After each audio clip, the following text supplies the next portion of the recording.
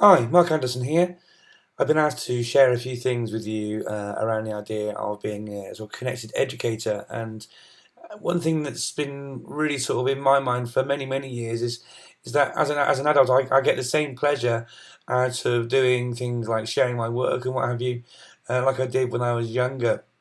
And certainly, I've seen in lots of schools around the world where children who share their work publicly, publishing books online and blogging and so forth and so on, get a huge sense of agency and authenticity into their learning.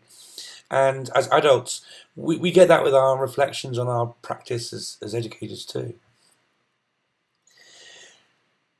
It was Twitter that brought me, first of all, to thinking about how we are so globally connected. I know Craig's with you today.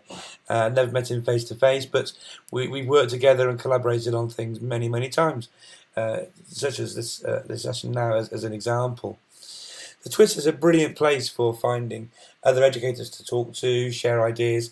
I talk about it being really like Google's search engine for educators.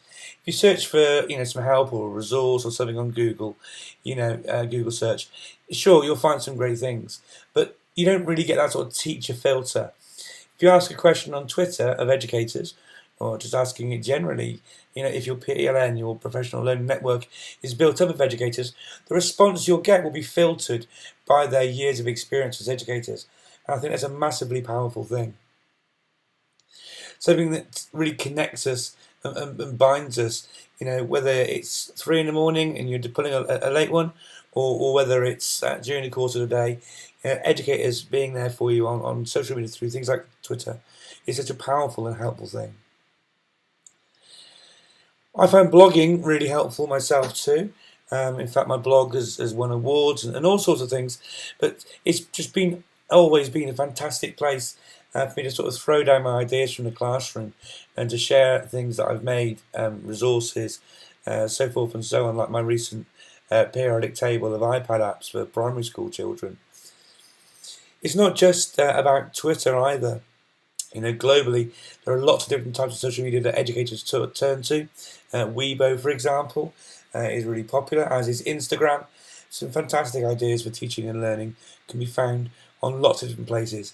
And not to mention LinkedIn, massively popular with educators, as is Pinterest. It's not just wedding cakes and wedding favours. And not to mention YouTube as well. There's so many places you can connect with people to help you develop your practice and to share what you're doing in the classroom too. It's a fantastic world out there.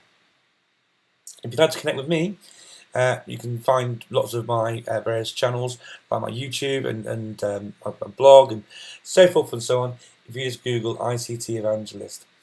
I hope this has given you a few ideas about things that you might be able to do in the classroom and beyond. And I'd love to see you sharing out there in the Twitter sphere or wherever it is you choose to share. Thanks for listening, and thanks to Craig for asking me to share some thoughts with you. Have a great time. Cheers.